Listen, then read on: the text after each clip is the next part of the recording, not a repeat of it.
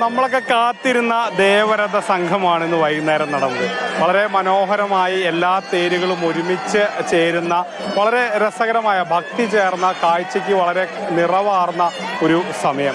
ലക്ഷ്മി നാരായണ പെരുമാൾ ക്ഷേത്രത്തിലെ തേരും വിശാലാക്ഷി സമേത വിശ്വനാഥ ക്ഷേത്രത്തിലെ ശിവന്റെയും പാർവതിയുടെയും ഒക്കെ തേര്, എല്ലാ തേരുകളും ഒരുമിച്ച് ചേർന്നപ്പോൾ അക്ഷരാർത്ഥത്തിൽ കൽപ്പാത്തി ഒരു പുണ്യഭൂമിയായി.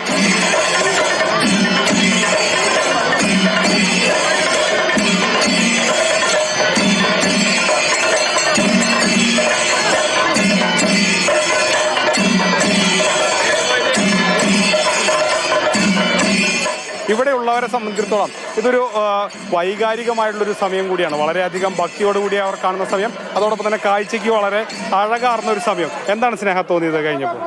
തീർച്ചയായും 10,000-കണക്കിന് ആളുകളാണ് ഈ പുണ്യദിനത്തിൽ അനുഗ്രഹം നേടാനായിട്ട് ഇവിടെ കൽപ്പാത്തിയിൽ എത്തിച്ചേർന്നിരിക്കുന്നത്.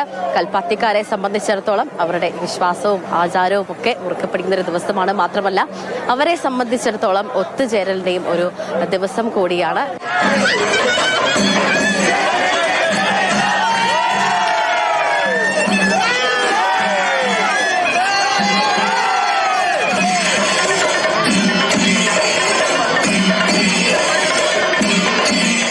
ഈ കൽപ്പാത്തിയുടെ വിവിധ ആവശ്യങ്ങൾക്കായി കൽപ്പാത്തിയിൽ നിന്നും പുറത്തേക്ക് മറ്റ് ദേശത്തേക്ക് പോയ ആളുകൾ ഒത്തുചേരുന്ന ഒരു ദിവസം കൂടിയാണ്.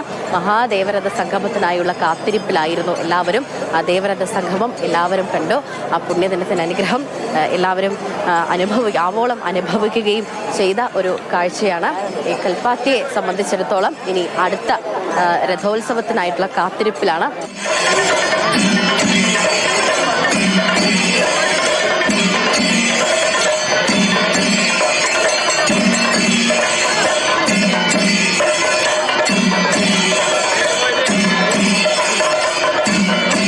പാലക്കാടിനെ സംബന്ധിച്ചിടത്തോളം അടുത്ത ഇടവപ്പാതി വരെ വിവിധ സ്ഥലങ്ങളിൽ വേറിട്ട ഉത്സവങ്ങൾ നടക്കും എന്നത് കാര്യവും കൂടി എടുത്തു പറയേണ്ടതായിട്ടുണ്ട്.